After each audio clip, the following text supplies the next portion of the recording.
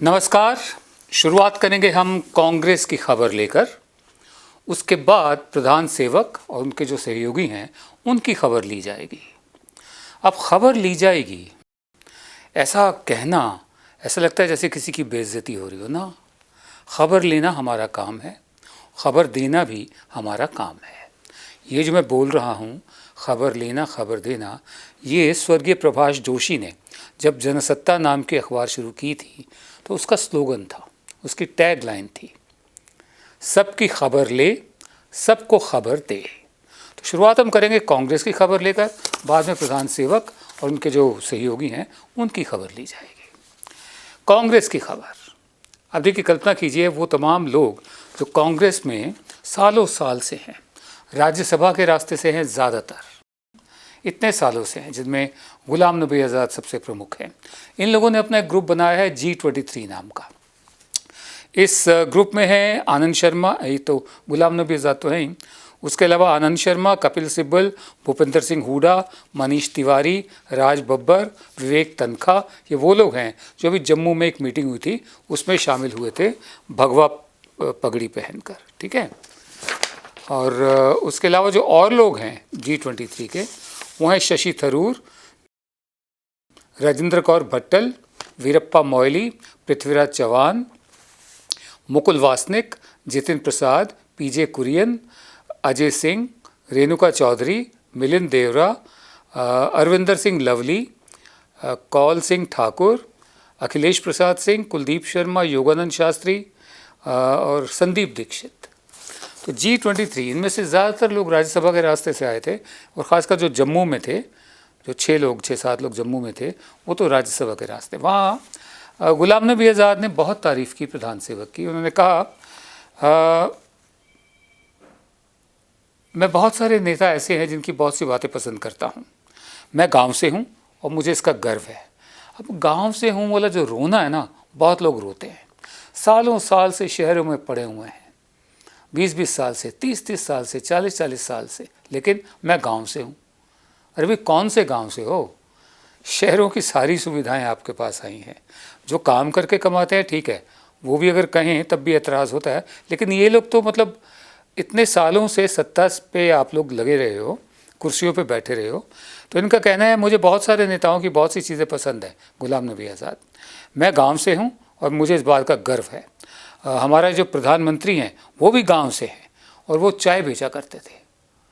अब इस पर भी सवाल उठते हैं कि प्रधान सेवक ने कभी चाय बेची या नहीं, वडनगर नाम का स्टेशन था भी या नहीं था, और कितने सालों से वो मुख्यमंत्री रहे हैं, अब 7 साल होने को आए, प्रधान सेवक हैं, तो गांव से कहाँ के हो गए, मुझे अभी तक समझ में नहीं आया। Although we are political rivals, हालांकि हम राजनीतिक प्रतिद्वंद्वी हैं, मैं उनकी तारीफ़ करता हूं कि वो जो असलियत है उनकी, उसको वो छुपाते नहीं हैं। ये उन्होंने बहुत कसीदा पढ़ा प्रधान सेवक की शान में, गुलाम नबी आज़ाद ने। तब ये लोग थे जम्मू में, जैसे मैंने आपको बताया, और इनको अभी रिटायर कर दिया गया राज्यसभा से, कांग्रेस ने दोबारा इनको नॉमिनेट नहीं किया। प्रधान सेवक रो भी दिए थे संसद में इनके लिए। कुछ लोग बहुत सी चीज़ों की उम्मीद कर रहे हैं, इंतज़ार कर रहे हैं, देखते क्या होता है। इसके अलावा आनंद शर्मा, कपिल सिब्बल, भूपेंद्र सिंह हुड्डा, मनीष तिवारी, राज बब्बर, विवेक तनखा। और इसमें कपिल सिब्बल ने कहा और आनंद शर्मा ने भी कहा कि कांग्रेस पिछले सालों में कमज़ोर हुई है, और अगर कांग्रेस पिछले सालों में कमज़ोर हुई है तो उसके नेता कौन थे? आप ही तमाम लोग थे, आप ही तो नेता थे इस कांग्रेस के जो पिछले सालों में कमज़ोर हुई है। कायदे से आपके सामने मौका है कांग्रेस को मजबूत करने का। 5 राज्यों में चुनाव हो रहे हैं, आपको कायदे से चाहिए कि जहाँ चुनाव हो रहे हैं वहाँ जाकर आप प्रचार करें, कैंपेन करें। नहीं, यहाँ पर भी आपदा में अवसर है कि हमारा कुछ हो जाए। दरअसल कांग्रेस ही एक ऐसा जीव होता है, जब सत्ता के बाहर होता है तो ज़्यादा देर रह नहीं पाता, छटपटाता है। इसलिए घास का कहीं टुकड़ा कुछ हरा दिख जाए तो इधर उधर जाता ही है। ये जितने मैंने नाम लिए हैं इनको याद रखा जाएगा। साथ में ये भी याद रखा जाएगा कि इसकी एक वजह ये भी है कि नेहरू गांधी परिवार जो है, ख़ासकर अब गांधी परिवार, सोनिया गांधी और राहुल गांधी और प्रियंका गांधी, इनका एकदम कुंडली मारकर बैठे रहना कांग्रेस पर, उसकी एक वजह ये भी है। अभी तक कांग्रेस में अंदरूनी चुनाव नहीं हुए हैं कि उसका अध्यक्ष कौन होगा। सिर्फ इतना कहा जा रहा है कि पोस्टपोन होते रहे हैं। ताकि राहुल गांधी को और समय मिल सके अपना दिमाग मन बनाने के लिए कि क्या वो अध्यक्ष बनना चाहते हैं नहीं। ऐसे हालात में जब देश में संकट छाया हो, अर्थव्यवस्था का हो, हमारे सामाजिक जो एकता है ताना बाना उसका संकट हो, किसान आंदोलन खामोशी से चल रहे हों सब तरफ, 5 राज्यों में चुनाव हों, जहाँ पर ये रूलिंग पार्टी की मैं बात करूँगा, अभी उनकी भी खबर लेंगे हम, मतलब जहाँ पर इस तरह का माहौल हो कि एक पूरा मौका है, ऐतिहासिक मौका है कि ये सारे नेता जो सीनियर हैं अब खड़े होकर मिलकर कांग्रेस को खड़ा कर सकते हैं। और गांधी परिवार पर जो दबाव बनाने की कोशिश है वो प्रधान सेवक की तारीफ करने से नहीं होती है, वो भगवा पगड़ी पहनकर नहीं होती है, इससे शक पैदा होता है। बहरहाल मैंने कुछ नाम लिए हैं, इनके नाम याद रखे जाएंगे, इनकी तस्वीरें आप देख लीजिए। और ये बीमारी जो है सिर्फ कांग्रेस तक महदूद नहीं है, पूरे भारत की पार्टियों में फैली हुई है। अब अगले हिस्से में मैं आपको बताता हूँ। हमारे दोस्त हैं, चंचल सिंह नाम है उनका, चंचल BHU के नाम से उनका फेसबुक पेज भी है। बहुत बेहतरीन आर्टिस्ट हैं, बहुत बढ़िया लिखते हैं। हमारे 70 के दशक के साथी हैं, दोस्त हैं। जब हम श्री राम सेंटर में बैठा करते थे, सर्वेश्वर दयाल सक्सेना शाम को अपनी ड्यूटी ख़त्म करके बंगाली मार्केट अपने घर जाया करते थे, वो भी हमारे साथ चाय पिया करते थे कभी कभार। तो चंचल का कहना है, ज़रा ध्यान से सुनिए, इन्हीं लोगों को लेकर, ये गुलाम नबी आज़ाद और बाकी जो कांग्रेसी नेता हैं जो अब छटपटा रहे हैं, इनका कहना है कई लोग केसरिया साफे में मुंह डालकर हाथ पीछे बांध कदम ताल कर रहे हैं। कांग्रेस के लिए ये शुभ है, कांग्रेस के लिए कोई नई बात नहीं है। कांग्रेस टूटती है, बिखरती है, अब डूबी तब डूबी, लेकिन थोड़े से अंतराल के बाद फिर खड़ी हो जाती है। ये होता है परिमार्जन। परिमार्जन माने रिवीजन भी कह सकते हैं, सुधार करना भी कह सकते हैं, प्यूरिफिकेशन भी कह सकते हैं, अंदरूनी शुद्धिकरण भी कह सकते हैं। ये होता है परिमार्जन। और फिर छोटा सा इतिहास बताते हैं कि गांधी के आने से पहले ही जो कांग्रेस थी, जब गांधी कांग्रेस में आए, उससे पहले की जो कांग्रेस थी उसमें बाल गोपाल पाल, बाल गंगाधर तिलक, गोपाल कृष्ण गोखले, बिपिन चंद्र पाल, इनमें तीनों में बटी हुई थी कांग्रेस। गांधी के आने के बाद एक मजबूत मोहम्मद अली जिन्ना स्तंभ विचारों की वजह से दूरी बनाने लगे और आखिर में वहाँ चले गए जिसमें उनका कोई यकीन ही नहीं था, मुस्लिम लीग। अब जिन्ना का कोई यकीन नहीं था। बहरहाल, लेकिन गांधी अपने साथ मौलाना अबुल कलाम आज़ाद, डॉक्टर जाकिर हुसैन, रफ़ी अहमद किदवाई, ऐसी मूल्यवान शख्सियात के साथ बने रहे। ये एक टूट का उन्होंने जिक्र किया है। चौरी चौरा के बाद कांग्रेस में दूसरी बड़ी टूट हुई। मोतीलाल नेहरू, मदन मोहन मालवीय वगैरह कांग्रेस से अलग जाकर नई पार्टी बना ली है। गांधी की हत्या के बाद 48 में फिर एक और टूट हुई। सरदार पटेल ने कांग्रेस के अंदर तमाम समाजवादियों को बाहर का रास्ता दिखा दिया। जयप्रकाश नारायण, डॉक्टर राम मनोहर लोहिया, अशोक मेहता, आचार्य नरेंद्र देव, अच्युत पटवर्धन वगैरह बाहर हो गए।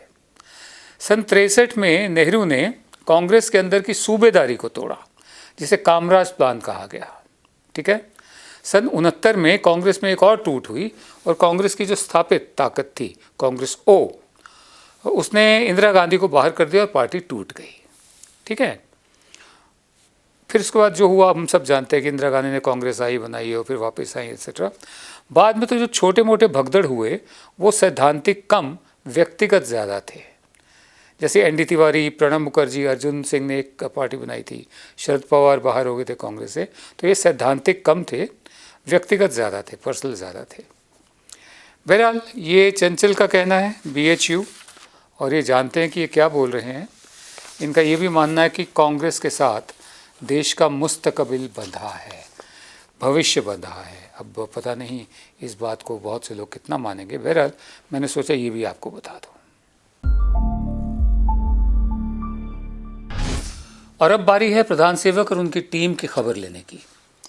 जब से ये टीम आई है, इसका इकलौता मकसद यही लगता है, इकलौता लक्ष्य यही लगता है कि जहाँ जहाँ हो सके चुनी हुई सरकारें गिराओ, ख़रीदो फरोख्त करके। और सबसे बड़ी उपलब्धि हमारी निगाहों में इनकी यही है। बाकी उपलब्धियों के लिए हमें वो ख़ास किस्म की दूरबीन चाहिए होगी। बाकी अपने मुंह से जो मर्ज़ी कहते रहे लोग, इनके लोग अपना सीना ठोकते रहें, पीठ थपथपाते रहें। हमें यही लगता है कि चुनी हुई सरकारें गिराओ। पुडुचेरी 9वीं चुनी हुई सरकार है जिसे गिराया गया है। अब मैं आपको कुछ ऐसे लोगों के नाम बताता हूँ जो इतिहास में याद रखे जाएंगे। 5 राज्यों में चुनाव हैं, कितने लोग यहाँ से वहाँ गए, वहाँ से यहाँ आए, उसकी एक छोटी सी लिस्ट बताता हूँ। इनके नाम देख लीजिए, इनके चेहरे देख लीजिए। आप इनको नहीं जानते होंगे, सिर्फ इन राज्यों के लोग इनको जानते हैं, लेकिन इतिहास में याद रखे जाएंगे कि किस तरह हो सकता है कुछ लोग ऐसे हों जो सैद्धांतिक कारणों से यहाँ से वहाँ गए हों, बाकी सैद्धांतिक कारणों से नहीं गए। जिन कारणों से गए हैं हम जानते हैं, उसे सैद्धांतिक बिल्कुल नहीं कहा जा सकता। आसाम में बोडोलैंड पीपल्स फ्रंट, उसने कांग्रेस का जो ग्रैंड अलायंस है असेंबली पोल, उसको ज्वाइन कर लिया, हालांकि वो एनडीए में था। और उसके बाद हम आगे चलते हैं। 2 एमएलए एक्सपेल हुए थे आसाम के दिसंबर में पिछले साल। कांग्रेस ने इनको एक्सपेल किया था, निकाला था, वो बीजेपी ज्वाइन कर गए हैं। ठीक है, अजंता नियोग और राजदीप गोवाला, इनके भी शक्लें अगर आपको मिल जाएं ज़रूर देखिए। और ये बीजेपी इन्होंने ज्वाइन करी, पार्टी का आसाम यूनिट का प्रेसिडेंट था रंजीत कुमार दास, और हेमंता बिस्वा शर्मा उनकी मौजूदगी में करी।